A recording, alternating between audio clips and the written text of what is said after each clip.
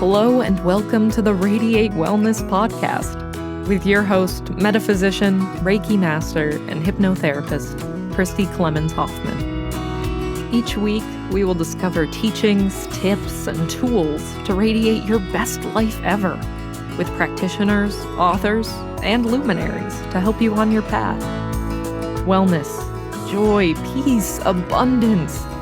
What do you want to radiate? Welcome back to the Radiate Wellness podcast. Today we radiate your power with Terry McBride, return guest, author of The Hell I Can't, which I am just devouring right now. Such a good book. And we're going to talk about Terry's tools to create new beliefs, which in turn fuel your power to create what's around you. I am so glad to see you again, Terry. Thank you so much for joining me today. Me too. I've been looking forward to this. Me too. Yeah, you've got some amazing tools. And I have to say, well, first of all, your story is so interesting. Going from, I'll hold up your book again, going from having an injury at like a ripe young age, having surgery, getting a massive infection throughout your body, countless surgeries, told you will probably never walk, would be impotent, wouldn't use the bathroom like normal people do, like everybody else does. You know, all of these things, which you beat every single one of the odds. And then that story alone is fascinating. But then at the end of your book, well, the second part of your book, you really dive in to how you did that using the power of consciousness. That was amazing. So today we're going to take a deeper dive in how you do that. So we're going to start. Mm-hmm. We're going to talk about how to create consciousness. The first, your ministry is about how consciousness affects our life and the choices that we can make about that. And that's what was going on when I was sick. I wasn't into metaphysics or any of that stuff, but the only book that talked about you can do anything was the New Testament, and Jesus, his teachings. In fact, the many unity, science of mind, creative thought, those kinds of things, they all use Jesus as the example of who brought to the human condition the idea that we as individuals have power. That's where Charles Fillmore, the founder of Unity, Ernest Holmes, the founder of Science of Mind, both of them say Jesus did not claim to have exclusive use of the supernatural power he used. And so that's when I was sick, that's where it started. As ye believe, so shall it be done unto you. Whatever you ask for in prayer, believing you shall have it, you shall have it. And so as I began to read those kinds of things, then the issue came up is how do I create belief? And That's what the tools are about. Well, and your book really talks about that. You talked about affirmations and thinking that, okay, yeah, this is good, but I don't believe any of this stuff that I want to put in an affirmation. And how to create a new belief. So when you're talking to people about how to create this new belief, and you've got this program that I want to pimp out, which is Everybody Wins, which outlines this. Yeah. So where do these... I'm shutting my phone off. Okay, good. Go ahead. Where do these beliefs begin? Well, if you're talking about where we get beliefs, we get it from our past. We get it from our teachers, our pastors, our parents, and all that stuff. And so as we grow up, instead of just being a child, what we find is our beliefs are all from our past. It could be from a book we read or a workshop we attended, but for most people, it's about what their parents taught them, what they learned in school, what their friends taught them. And so this idea that consciousness creates reality, most people don't get that as a kid. They get, don't bite off more than you can chew. Don't try to be somebody you want. This is too good to be true. It's too good to last. All those kinds of things. Trees. Mm-hmm. Exactly. So as I began to look at this, was how, and then I expanded and read other books. I think I talked about the last time we did, my first book was Psycho-Cybernetics, where Maxwell Maltz says all of your talents and something else, and even your abilities are always consistent with your self-image.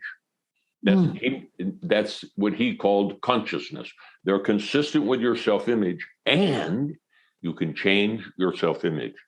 And so that was what allowed me to say, I can make a difference in what's going on here.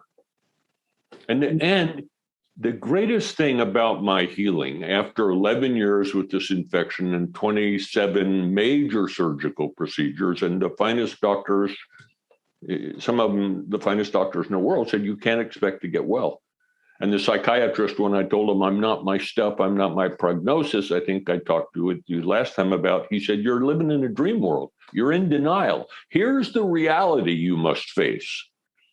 And when I told him to go to hell, he said I was in denial. And when I walked out of his office, he didn't write a really good report. No, I'm sure.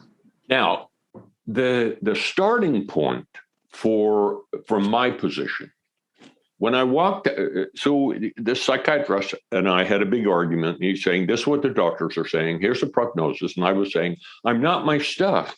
I'm not my history. I'm not my past. I'm not my prognosis. And after I left his office, I thought, well, who are you? If you're not your stuff, if you're not your age and your IQ and your college graduate level, if you're not that stuff, who are you?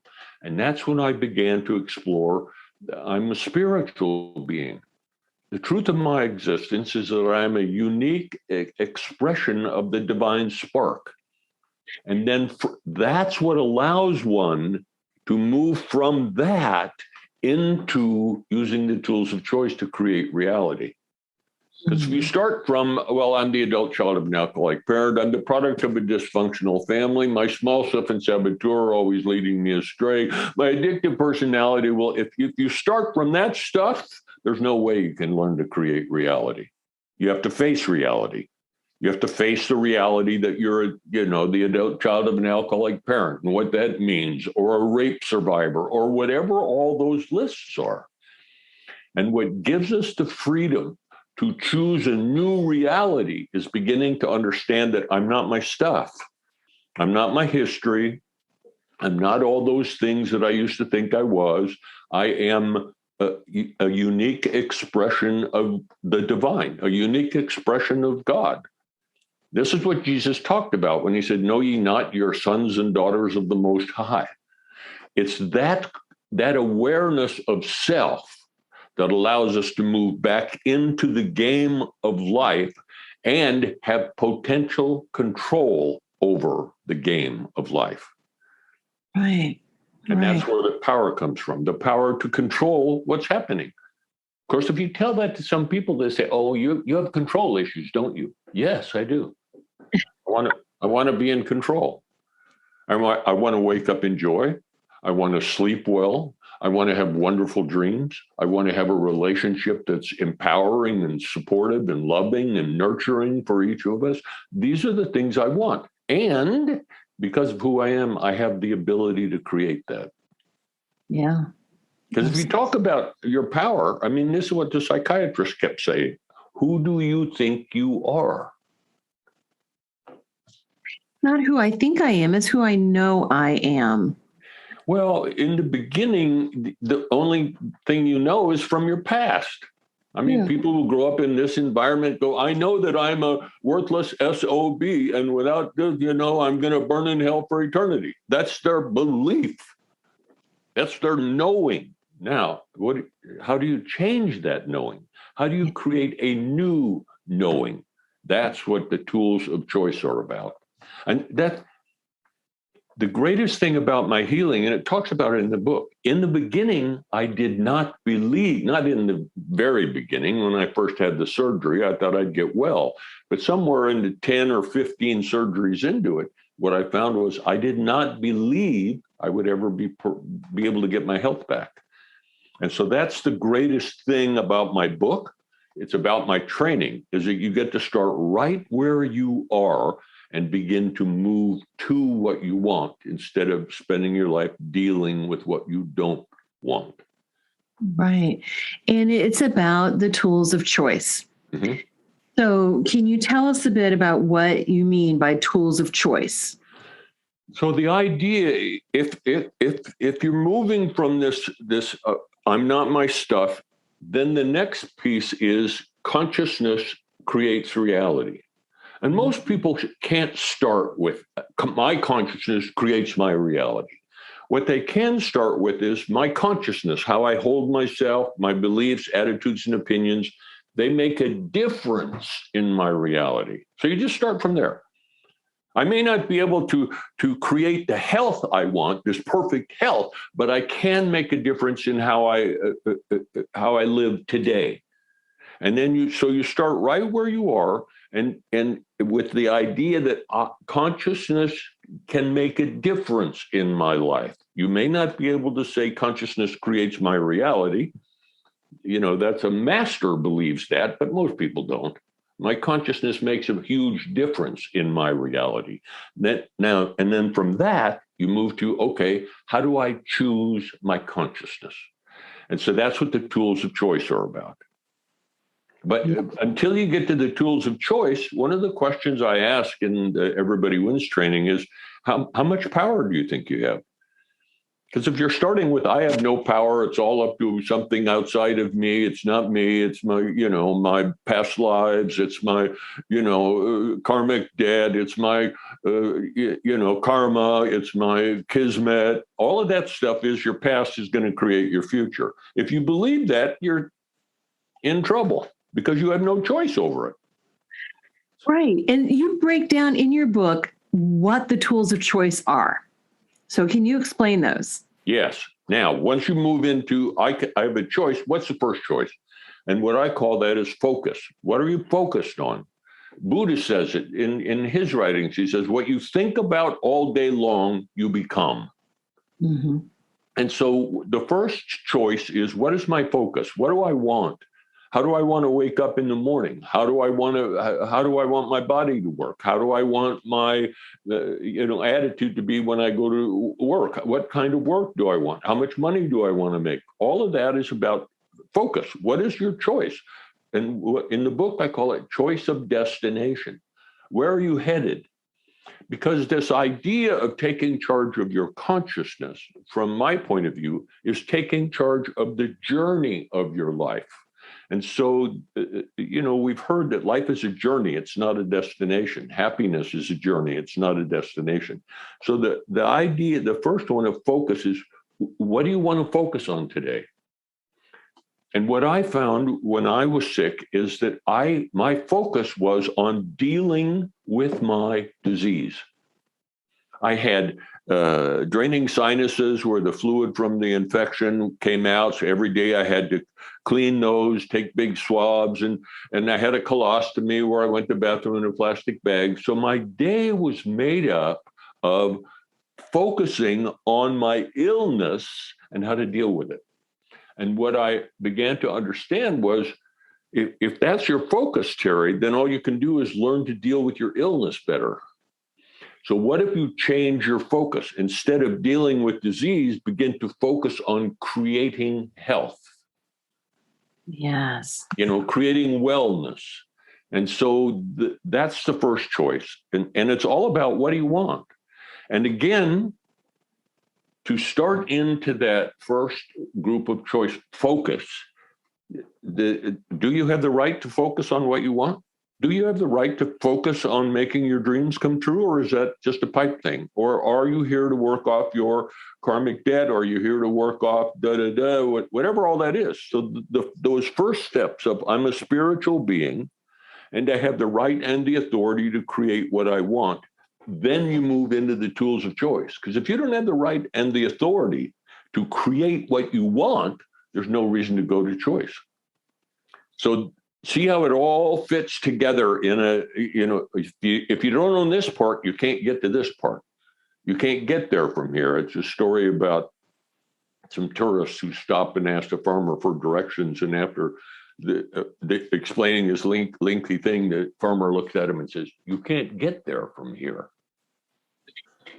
And that's the way it is with choice. You can't get to the power of choice and being committed to using choice unless you believe you have the right and the authority to make a difference in your life. You may not start with absolute power and authority, but you start with some. So that's the first choice, is choice of focus. What do I want to focus my day on? What do I want to focus my thoughts on? Focus. Once you get clear, and in the Everybody Wins program, it starts with a dream list. After you listen to the lesson on focus, it says, spend 10 minutes today just making a dream list. Don't worry about if you're ever going to get them or whether you can make your dreams come true, but start to use this exercise to get back in touch with, what do I want in my life? Because by the time people get in their 20s and 30s, many times they don't know anymore. So that's the first thing with focus is, what do you want? What do you want to move to? What do you want your day to be like? That kind of thing. What is your choice of destination? So that's the first one. Focus. Yeah.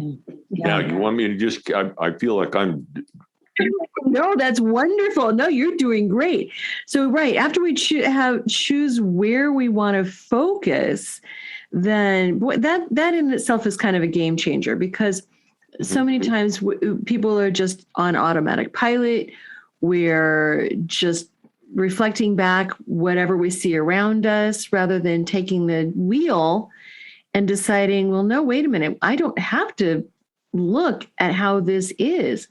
I can look at it and believe, well, okay, we're going to get to that part, but how we can take that focus and switch it. And we also think that we have no choice over what we reflect on, that I have no choice. Okay, well, here I am. I'm sick. I've got these drains in my back. I've got this colostomy bag. This is what I'm seeing. I don't have any control over that because that is what I see and that's what I'm reflecting back. But we do have a choice over this, and choosing our focus. We don't have to. We can choose to see only the parts that we want to improve on, right? Yes, and you start little, like you say, when I was sick and the drains and the colostomy and the pain, I didn't move to. I'm perfectly healthy.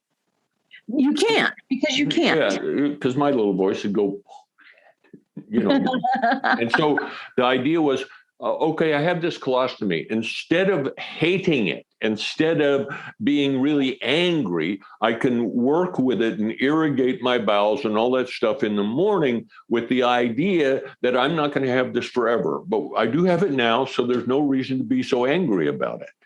Right. In other words, you take this shift of focus a little bit. Instead of, like you said, running on autopilot, you shift it a little bit. Mm-hmm. So that's what focus is about, to begin to look at, what do you want? What do I want to move to? Mm-hmm. The next choice in creating belief, creating knowing, is choice of action. Because the brain is goal-directed and action-oriented. Mm-hmm. And so the next choice, that the way I teach it, is, what is your choice of action? So here's the thing that you want to achieve. What do you think you need to do? Which is one of the real exciting things about choice. It's also one of the most difficult, because when we're growing up and getting involved in this, what we do is read books about the latest list book, the 7 this, the 8 this, the 15 this, the 16 that, and we have all these lists from all these other people. When I was sick, one of the things, when I'm starting now to read all these books or more books, what I found was all of these teachers, they didn't all agree on the same list. They didn't. No, it's confusing. And so as I thought about that, because I spent nights alone in the hospital. So after about 9 o'clock until I went to bed later, I think about this and write about it. And what I began to understand was these different authors, when they say, this is what you need to do to succeed, because they believed that, those tools allowed them to be successful. Right. Because it isn't action that has the power. It's your belief in the action that gives the action power. And that's one of the challenges with people today who run from one list book or one training to the next. They really don't believe it. Well, I learned this last weekend, I'm going to try it. Well, that didn't work. Well, I read this book and this is what, and they never take the time to go inside and think, what do I believe? Because like I said, it's your belief in the action that gives the action the power. So once you get, what I teach people is pick one of these items on your dream list. And I wouldn't pick a real big one at first, pick a small one. And then walk through all these choices with that small goal or priority, and watch what happens to your consciousness as it deals with, how do I create? How do I get what I want? I mean, that's what I do. I teach people how to get what they want. Mm-hmm. So after you have the goal, then you sit down and just, if I was going to go for it, I'm not saying I'm going to, I'm just saying if I was going to, what do I think I would need to do? And what that does is free up the brain, free up the consciousness to daydream about it. Because if you start with, I am absolutely committed to get this, the brain goes, oh, geez, I don't want to, That's too big. Yeah, all kinds of stuff. So you just say, if I was going to go after this, what do I think I would need to do? And you just every night for 5 minutes for a week or some period of time, not sit down in one session. You do it over time. And what happens is you begin to find out, wow, I have some real good ideas about what I need to do. Wow. It's about, geez, what I do makes a difference. As I'm looking at what I need to do, certainly this book influenced me and this workshop influenced me, but this is how I believe I put it together. Yes. And so you end up with a plan of action. And what that does is several things, but one of them, the big things, is it allows you to break up this accomplishment into bite-sized pieces. I talk about it in the book. The first time I climbed Mount Rainier and this ice wall, it was just huge. And, as we walked up to it, it was like, oh my God. And my climbing partner understood what was going on. He said, I'm going to make coffee. You sit there and look at each pitch, like a 15-yard kind of thing, and see if there's any one you can't climb with my help. And so after doing that, he looked, I said, yeah, if you lead here and then I'll go here and then I'll do this and I'll do this and da. And he said, that's exactly the way it is. We're not going to climb that whole ice wall. We're going to climb that little part and this little part and traverse over to here and then climb that little part. When we get done climbing all those little parts, we'll be at the top. That's what a plan of action does. It gives people the idea that I can break the accomplishment down into bite-sized pieces that I believe if I do this, there's a real good chance this is going to happen. It may not be, I absolutely know. In the beginning, it's, I think I can make a difference here. It's that kind of thing. You did that with ditching your colostomy bag. Mm-hmm. And I thought it was brilliant. Can you walk us through that? Well, that involves the visualization and all that. When I talked to the head of general surgery and said, what has to happen in my body before you as the doctor are willing to sew this up? Because for me to just sit around going, I now go to the bathroom the way I used to go to the bathroom. No, I don't. I have two, my colon is cut anyway. So that kind of, so he gave me a list. Before I sew it up, this has to happen, this has to happen, this has to happen. He didn't want to either.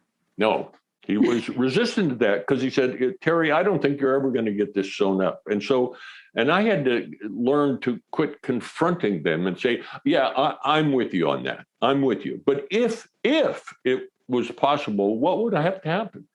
And that's when he gave me the 4 things. And then what I did, the goal, how do I accomplish this one, the first one, and set out a plan and set out affirmations and start to visualize. And so what I did was divide this. First of all, I asked the expert who was going to determine whether or not I got the colostomy sewn up, this head of general surgery. What do you think has to happen before you're willing to do this? And then I went about creating that. And we can come back to, like one of the ideas is visualization. And so I got a picture of a healthy colon. Yeah. And so I would look at it every day, this pink, wonderful thing. I mean, the body has wonderful colors inside of it. And I'd look at it and go, there's no way mine's going to look like that. Right. There's no way mine's going to look like that. There's no way mine's going to look like that. This is that, I've been using the tools for a while, and that's what I kept coming up with. And then finally, I took in the book, I talk about, took a pencil and smeared lead all over my finger and took this pink colon and spread that pencil lead all over, and now it was kind of gray. And then I drew little lines with cross marks like a scar. Yeah. And drew those all over. And then I drew a picture of a Band-Aid and put it on there and did stuff. And then when I looked at this old beat up colon that looked like it had just been through, been drugged through the rain by a dog or something.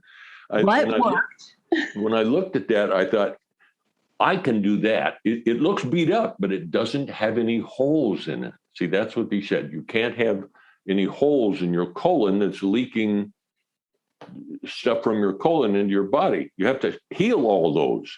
And so I couldn't visualize a perfect. So I made it beat up a little bit, but it didn't have any holes. That was the key.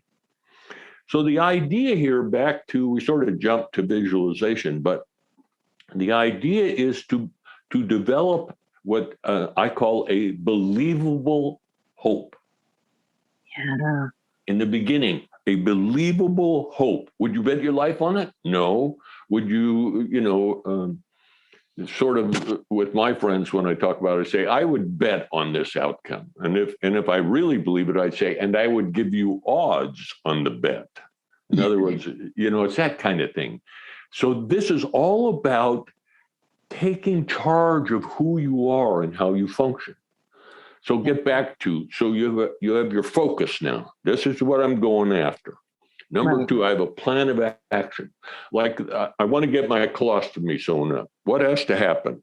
And after several nights of looking at specific, I have to get Dr. Stevenson to agree to sew it up. Period. Right. That's what has to happen. Oh, then how do you do that?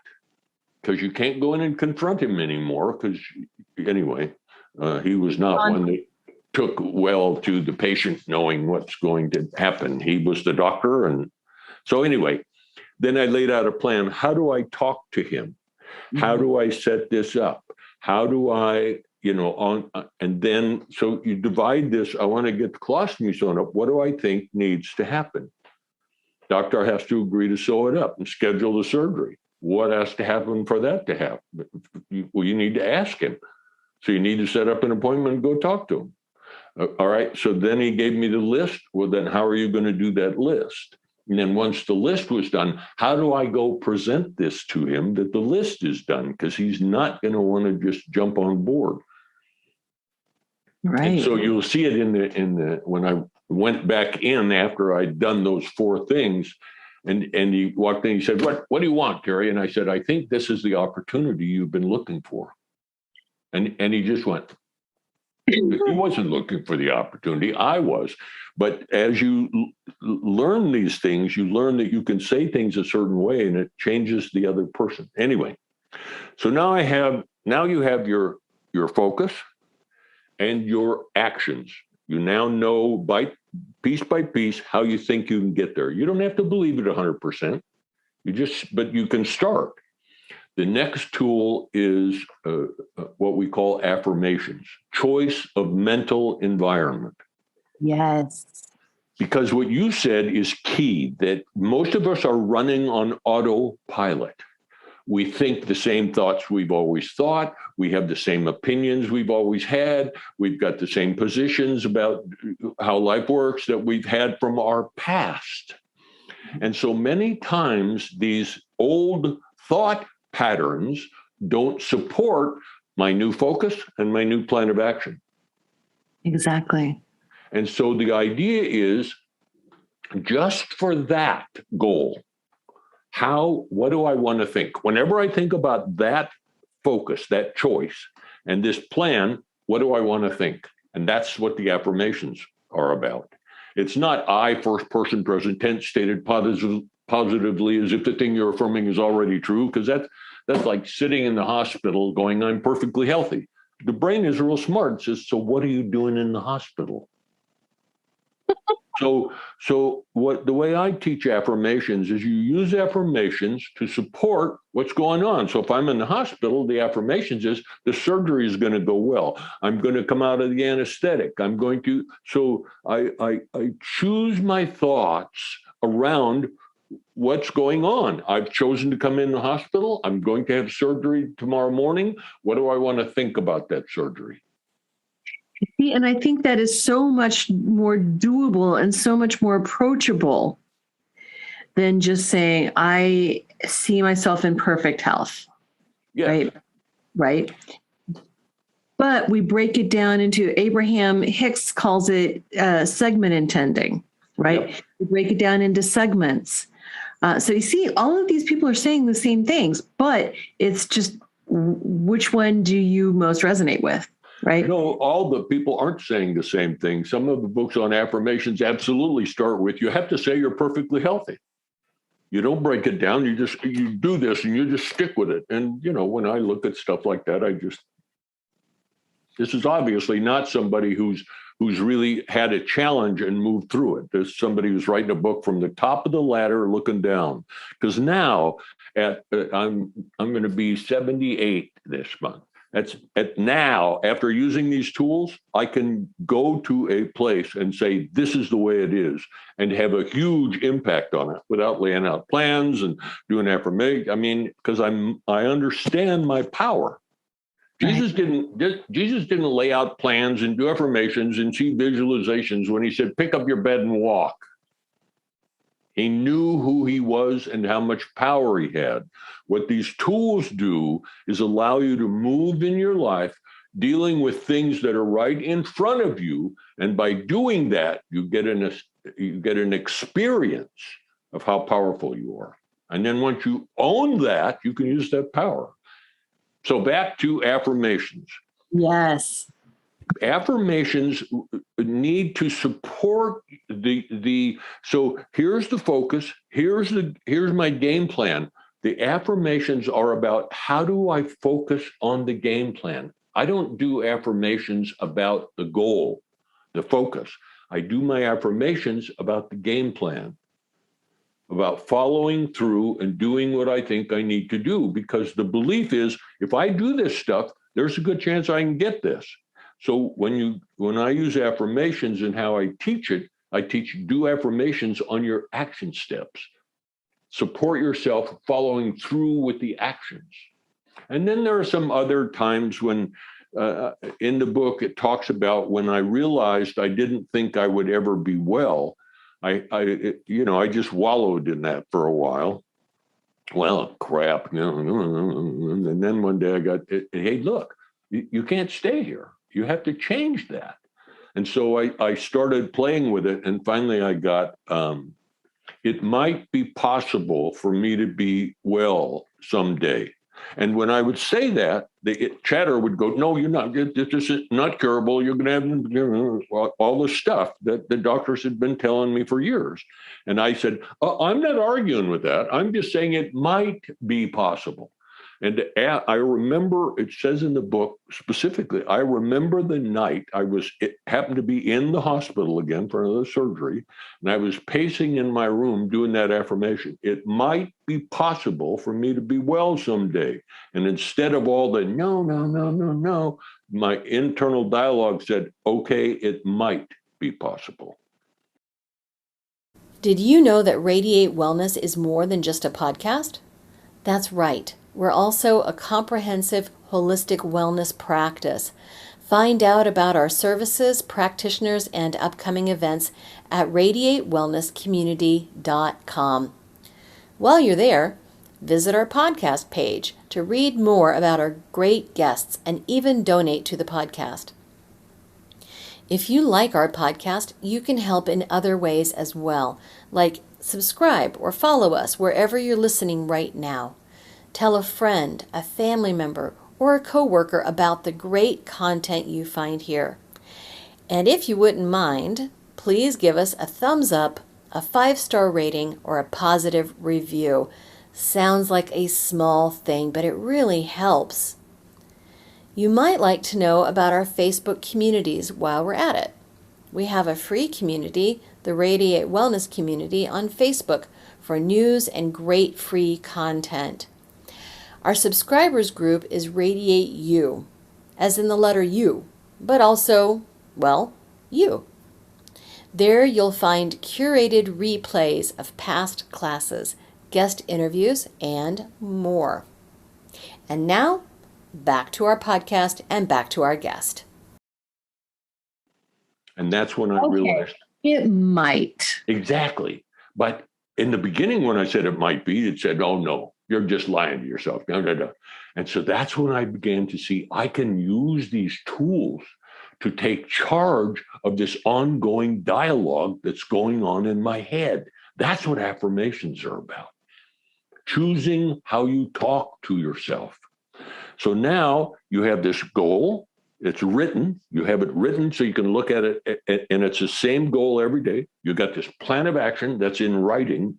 And whenever you think about that goal and those plans, these are the thoughts you think. And again, I talk about writing them down so that what happens is you begin to train your consciousness that when you have a desire, it automatically goes to what do I need to do? And next moves into what do I need to think about these things that I need to do? How am I going to approach that?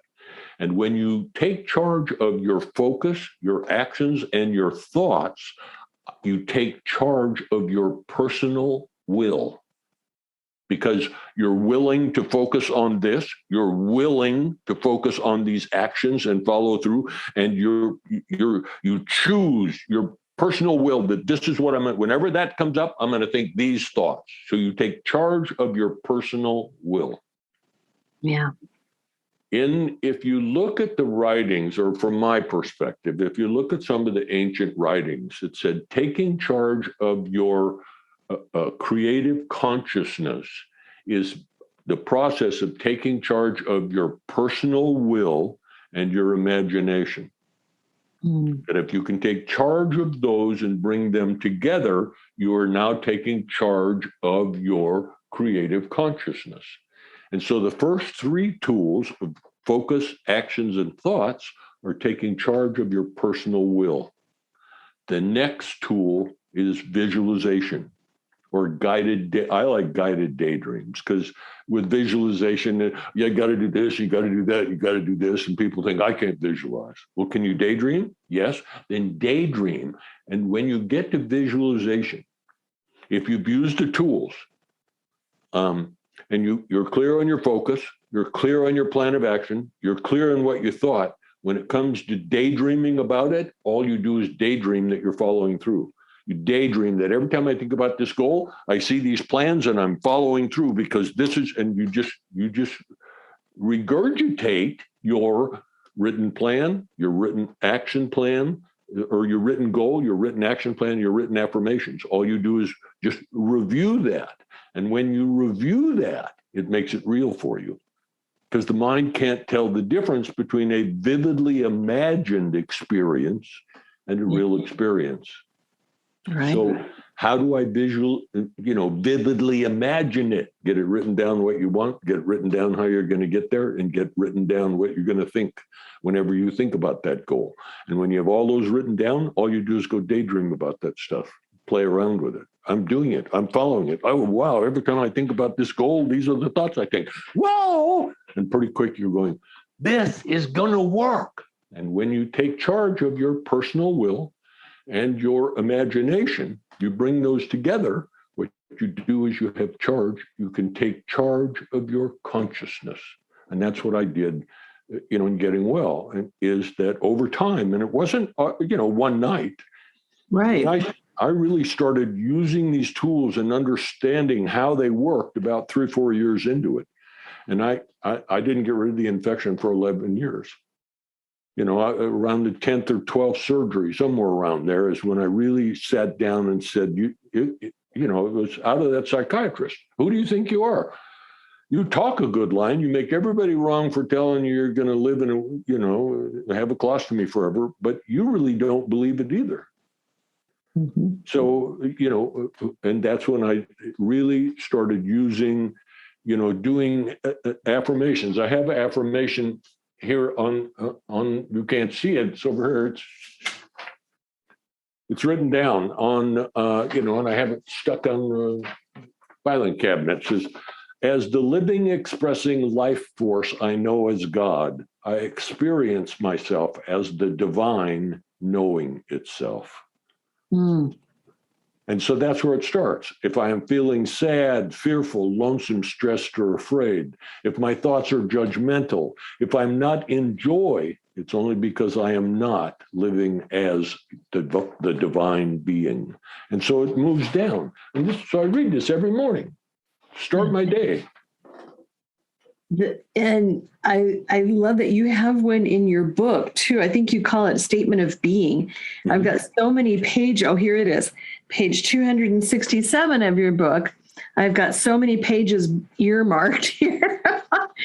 Your Statement of Being. I thought that was wonderful. Do you remember? Would you like me to read it? I have it right. I use it quite often. I have my book. It's usually sitting right here. On my desk, I pick it up and read it. And I have in the back, the Statement of Being is on page, what did you say? 267 of the paperback edition. Oh, okay. Let's see. As I move into this time of creation. Go ahead. You read it. Okay. Well, I've got it right here. I refer to it a lot, mm-hmm. and I tweak it to my own specific goals, but this was geared toward your health goals. As I move into this time of creation, I feel the power of something bigger than me, moving me, supporting and empowering me. I know all things are possible.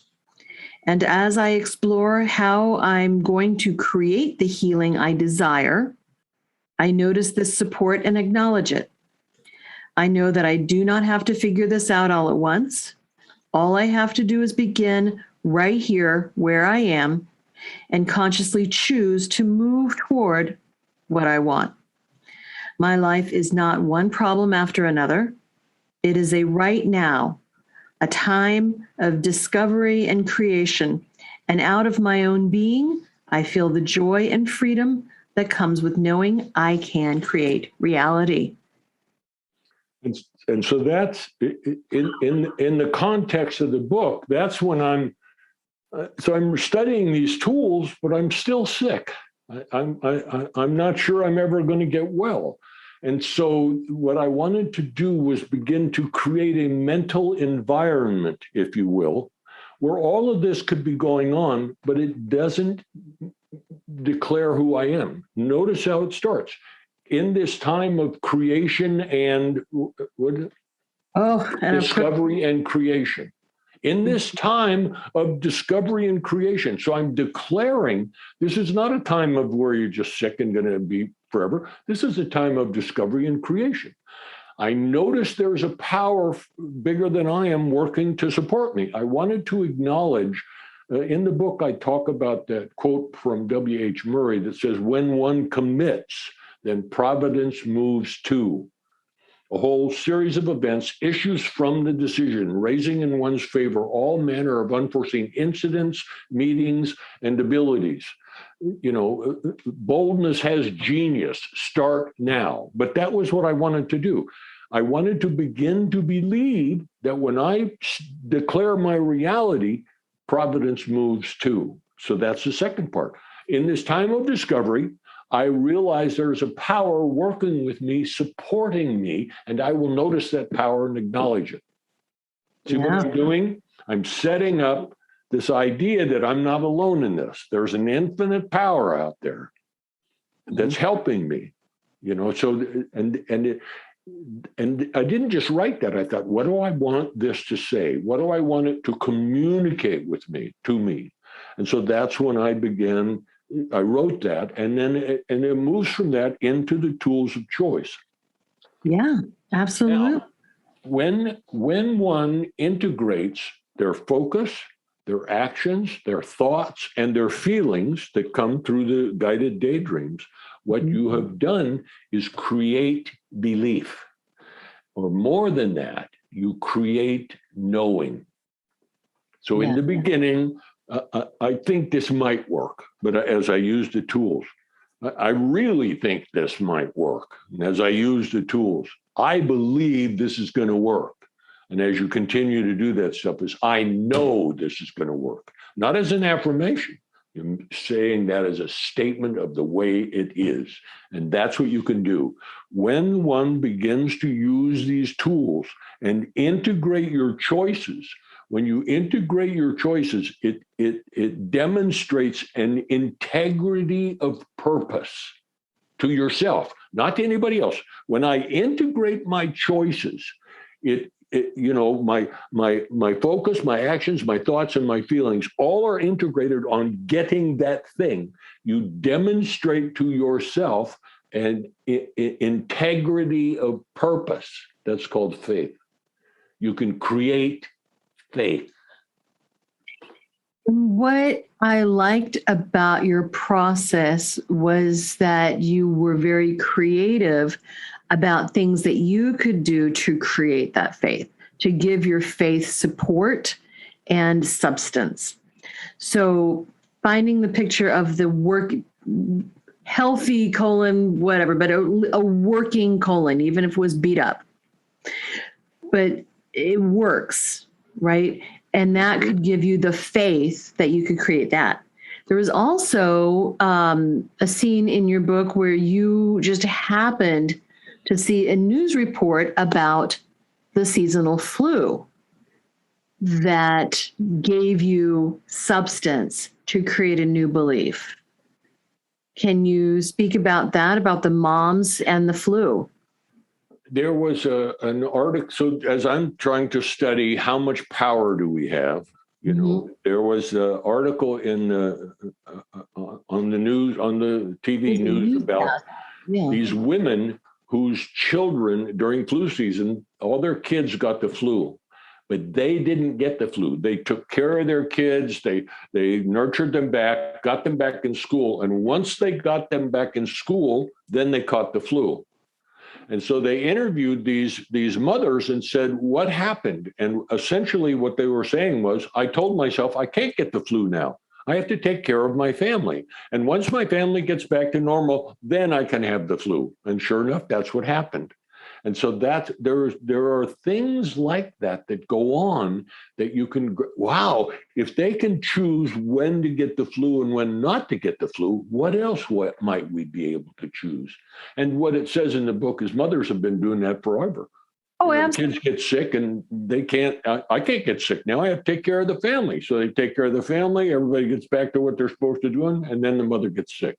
Right. College students. When I was in college and grad school, at the end of the semester, that's when I got sick. Yeah. Yeah. I don't have time to get sick now. I'm in class and I've got tests and I got to this, okay, now. Now I can. And that's what allowed me to decide I'm never going to get the flu again. Right.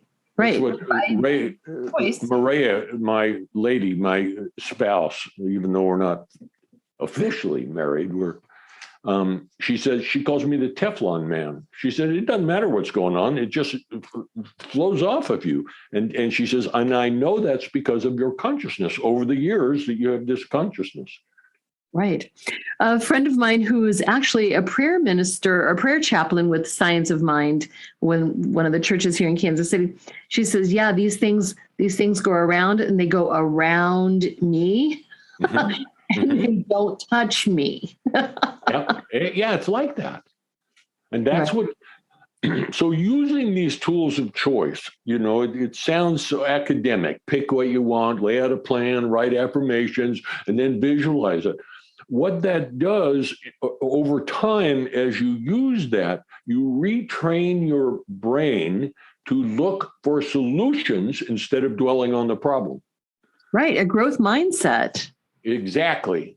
And so that's what your friend, this, perhaps a practitioner at Science of Mind, when she was looking at things go around, they just go around me. I don't grab onto them. That's the way she decided to do it, and it works.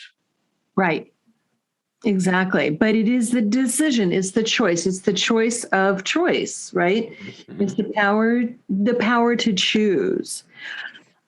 And then I liked how and even in your book, you said it was just kind of a random thing that you really didn't really watch the news or watch the channel or whatever. It was a time when you would not have normally been on television, but you happened to see it.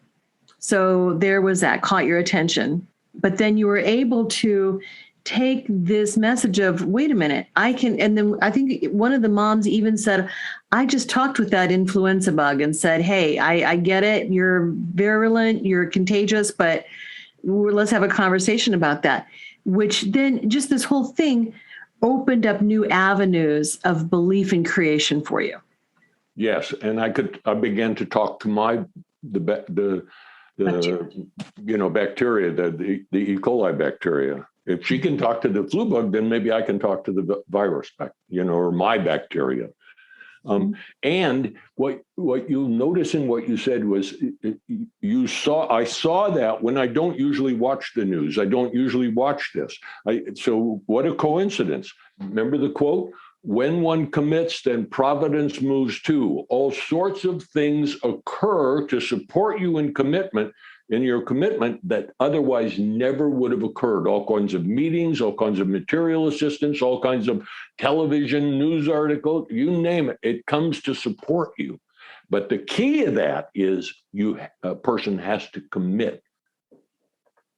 Absolutely. Well, it's what the Bible says, asking you shall receive. But what most people leave out is ask, and in the believing you shall receive. Right. Right. And that you don't get what you ask for, you get what you believe. Yes. And most people miss that in that quote. But it's also what, is said. Abraham Hicks says this, the Celestine Prophecy. There are other writings as well, talk about synchronicity. That when we line up that energy around a thought, a belief, just a firmly held knowing, then the synchronicities are there. We just tend not to notice. Well, I have the idea that I create the synchronicity. I because of my consciousness, this kind of stuff's going on, but that it comes into my awareness, that synchronicity is because of the commitment I made. It didn't show up just because. It showed up because of the commitment I made. So I control the synchronicity in my life. Right. And just keeping your eyes and your awareness open to these things that you might not otherwise notice even. But and the way when you commit, then these things come in.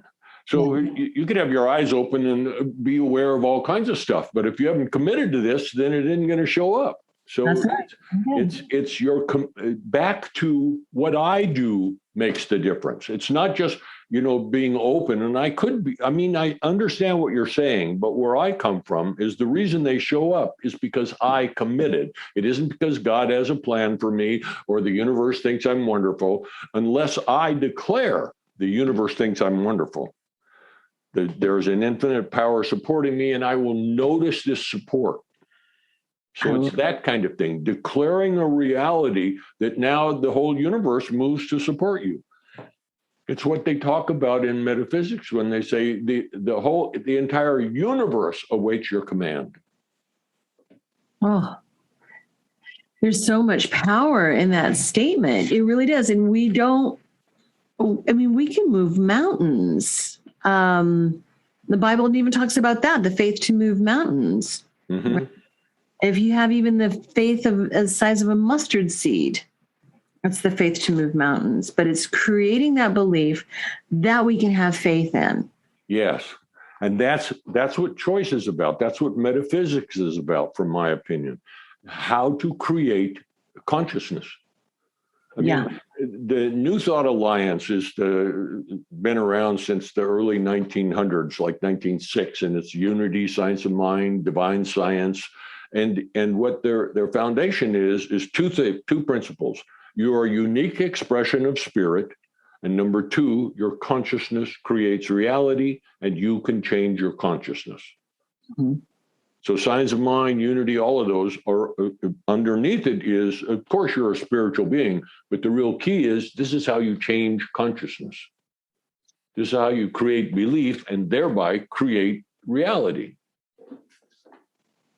And interestingly enough, in Unity, Charles Fillmore, with the assistance of God, wrote the 12 powers of man, which are gifts from the divine. The very first one is faith.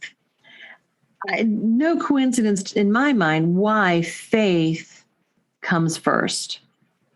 Everything else comes off of that and but where you take this one step further, I believe, Terry, is how to create that knowing around faith. It's like we have faith. We have faith in doctors.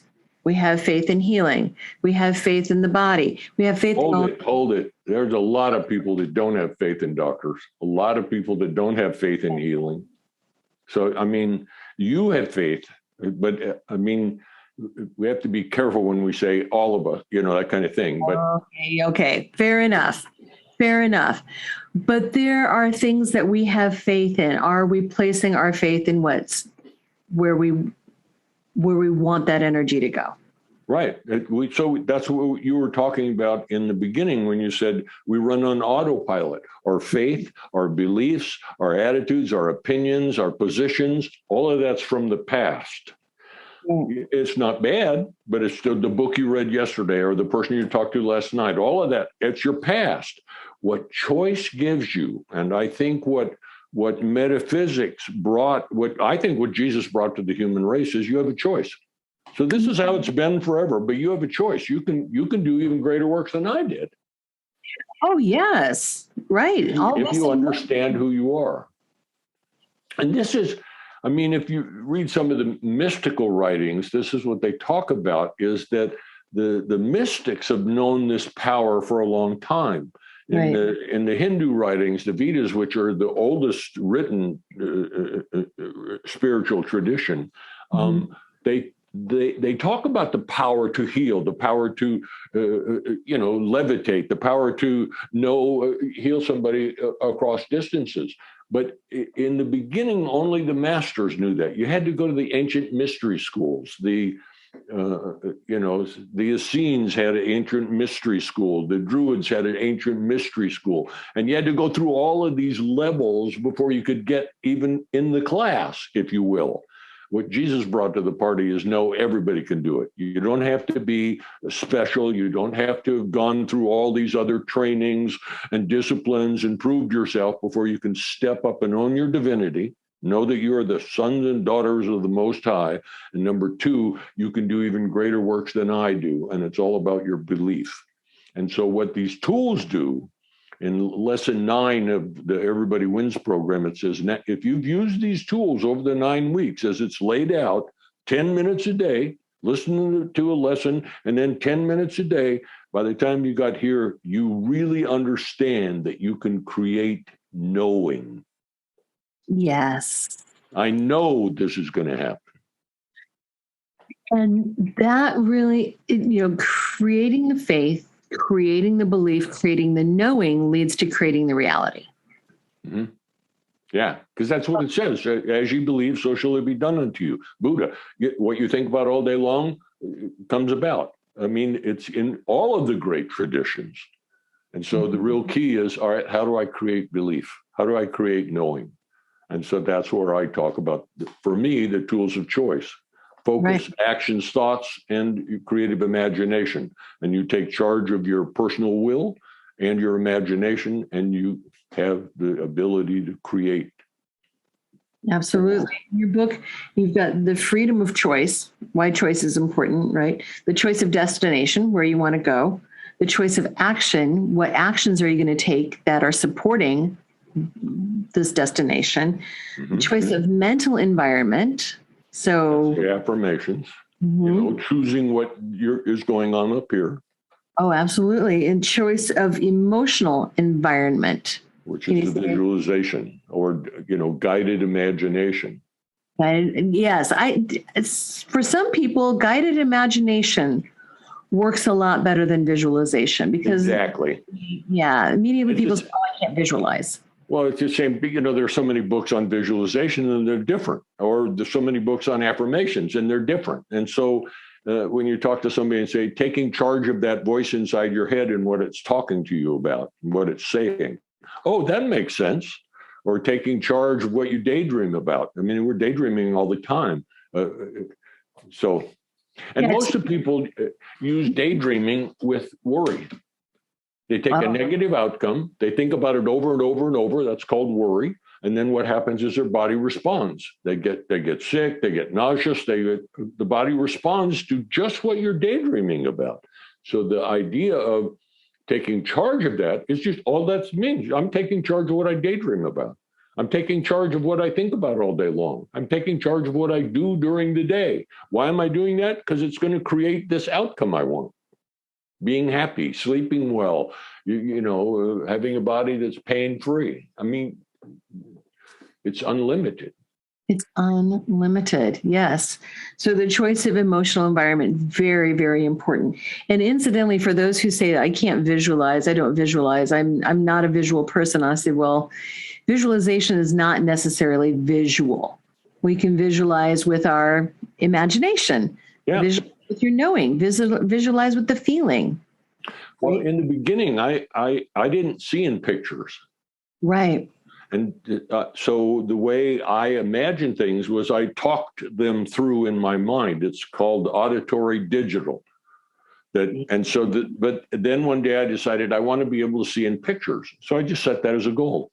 All right, so I want to be able to daydream and see in pictures. What do I need to do that? What kind of affirmations do I have? And what kind of, how am I going to daydream this? And so it's like this thing I read here. This is auditory digital. As the living, expressing life force I know as God, I experience myself as the divine knowing itself. That's an auditory digital kind of input. But as if I close my eyes and think about that, I can begin to feel the truth of that. And so anyway, in the beginning, I couldn't visualize. I didn't see in pictures, but now I can. And this is what we call the four clairs. Clairvoyance is intuition or imagination through visual means. Clairaudience, which is auditory means, which is what you're talking about here. Clairsentience, feeling, and then claircognizance, knowing. Yep. And so, those are another way to explain these concepts. And what you and I are talking about, what you teach, is you can take charge of this stuff. You can choose to think this. You can choose to, so. Absolutely. And then further in the book, once you talk about all of the choices, all the ways to choose, then you talk about creating reality. Mm-hmm. And make believe. But we tend to think of make believe as one part. We make believe, we imagine, but make and believe. So I think it's like two separate actions that we put together.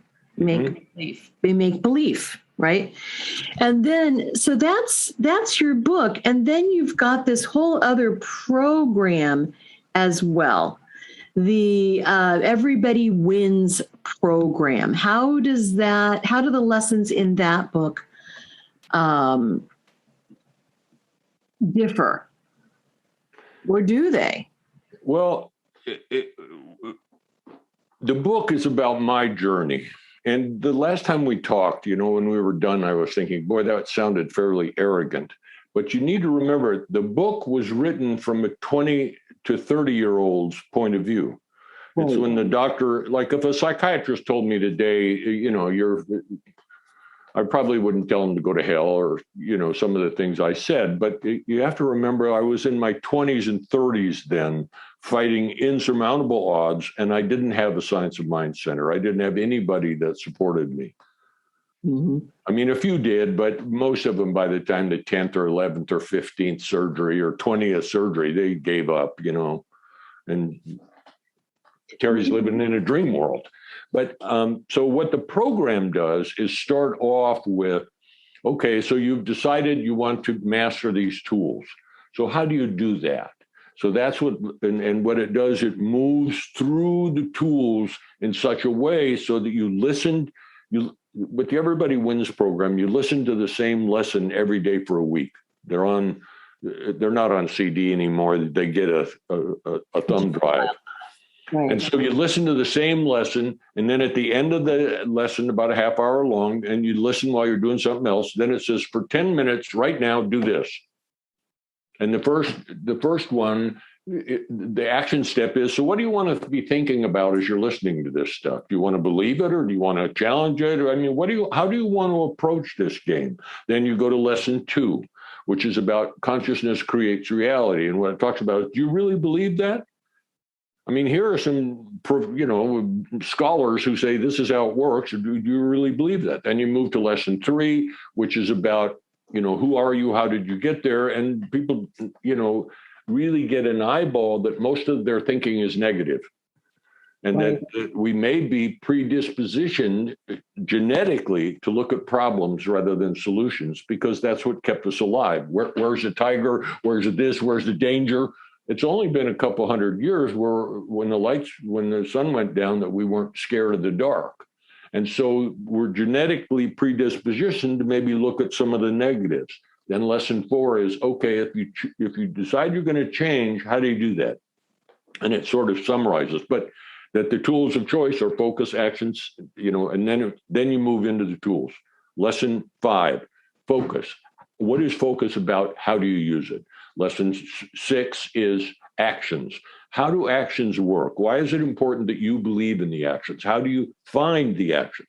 Lesson 7, affirmations. What is choice of mental environment about? Then lesson 8, which is visualizations. It's taking charge of your emotional environment. And it talks about integrating them. And then you move to lesson 9. So you're 9 weeks into this now. This isn't a one-night stand or Friday night, Saturday night, and your life has changed. It's every day using these things really easy until you get to lesson 9. And it says, if you've used these principles for the last 8.5 weeks, you really understand that you can create belief. You can create knowing. And there's one part, and it says, this bears repeating, that if you understand these tools, you understand how you can create knowing. And that's what it moves. And so what happens is people really begin to experience, how do I do this? Because the program leads them through that. And many people go right back through it again. Yeah. They, I have one woman that's I coach, and she has the book on her nightstand. Every night she reads the book, and she's got a PhD in metaphysics. But she says, this is the finest, I can open any page, and there's something in there and then she uses the Everybody Wins program. People want to understand this. They talk to you about that when about your show. The Everybody Wins program, I would go do lectures. People get all excited. I'm going to do this. I'd come back 2 weeks later and they're in the same place. So that's when I decided I'm going to take a year and write this training. And so I did that in the late 70s, and I've rewritten it 4 times since then. It's to allow people to integrate this over time. Yes. That's what the Everybody Wins program. Well, and it does give practical tools, step by step, guided along the way, how to change beliefs, how to implement new beliefs, how to create new knowing. And I have to say, this is probably the most practical thing I've read on how to create a new belief. Thank you. I appreciate that. Certainly. And we can find this all at terrymcbride.net is your website. Yep. Right. Yes, it is. Anything that you feel like has been left unsaid, left uncovered? Anything else you would like to add? What I would like to share with the people who are watching this is there is so much negativity going on the planet today. I mean, if you listen to the news or read the papers and stuff, that sometimes you use these tools to keep the negatives within tolerable limits. Mm-hmm. I talked about that in the book, that when I was having surgery after surgery, I couldn't hold that I'm going to be well someday. I couldn't hold anything. I used the tools so the negatives wouldn't overwhelm me. And so understand, those people who are watching this, understand that you don't have to start where you are and go make your dreams come true. You can start where you are and begin to use these tools to keep the negatives within tolerable limits. They don't overwhelm you. Once you get to that, then you can start a little at a time, a little at a time. But for some people, they're just overwhelmed with the pandemic and with the crisis of, climate change, with what's going on. It's just like they're overwhelmed. So you use the tools to move away from overwhelm. And then once you get a little breathing room, you can start. Absolutely. And so that's why in the beginning I said you get to start right where you are. You don't have to believe in these tools. You don't have to believe that ultimately I can make the difference, all the difference in the world. You just need to start using the tools as best you can. And as you use them, you get an experience. Wow, that made a difference. You may not be able to say that made all the difference. It made a difference, and which then gives you feedback that says use them again. And as you continue to use them, you get feedback. Wow, what I do makes a difference. What I do, and then what I do makes a big difference. Yeah. Then you keep using them, and it's like what I do makes the difference. Shift from I make a difference. I make the difference. Of course, if you say that, people go, "Who do you think you are?" Which is interesting. It's almost a way of other people to put their thumb on you and put you down. It is, I mean, the studies show that if a negative person walks into a room, it's easier for them to get the whole room to drop down to their level than it is for a positive person to move into the room and get that room, everybody to move up. And that's where some of the ideas about genetic predisposition is to be worried about what's right around the corner. Because it's only been the last couple hundred years where the people like you and I can be positive that the lights are going to stay on. But there's a whole bunch of people on the planet that aren't positive. Their life is up for grabs. They're not sure. So they can take charge of that.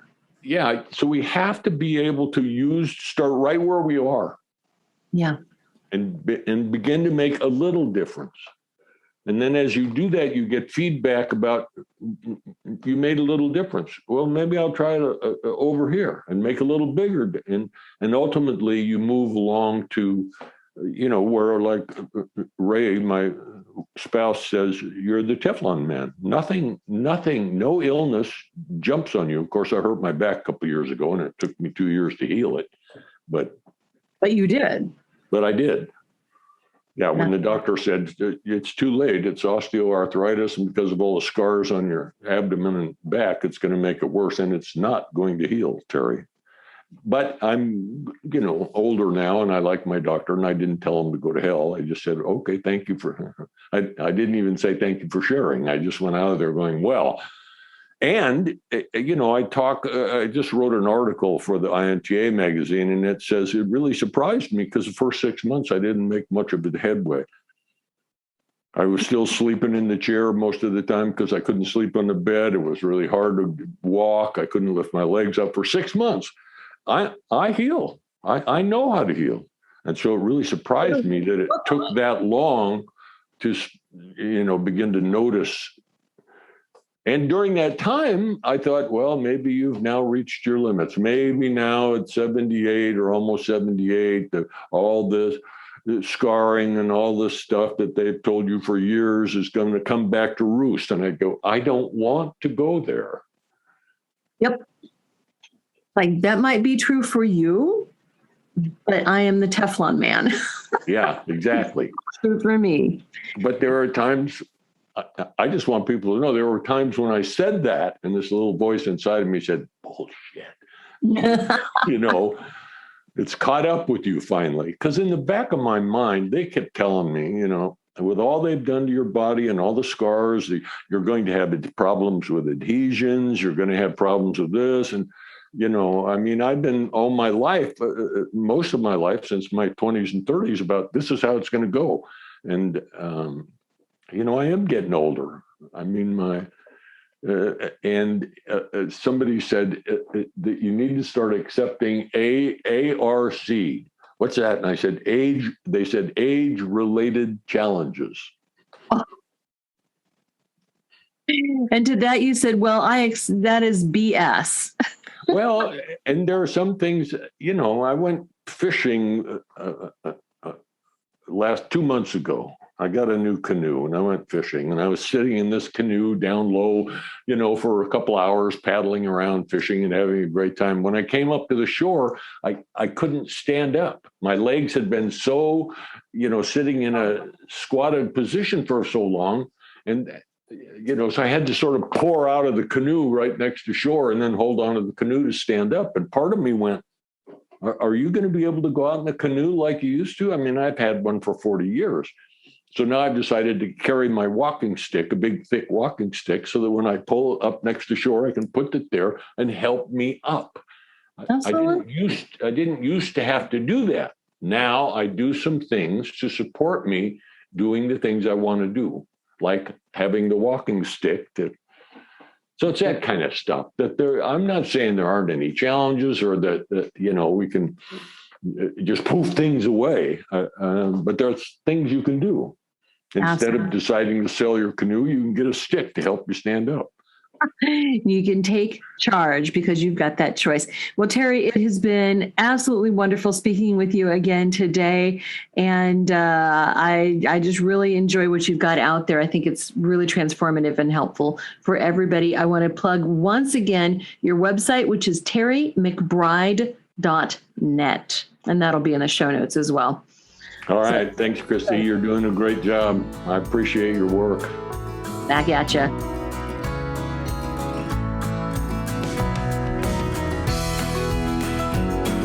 Radiate Wellness is an international community of holistic and alternative healers dedicated to helping you create spiritual, energetic, and physical well-being.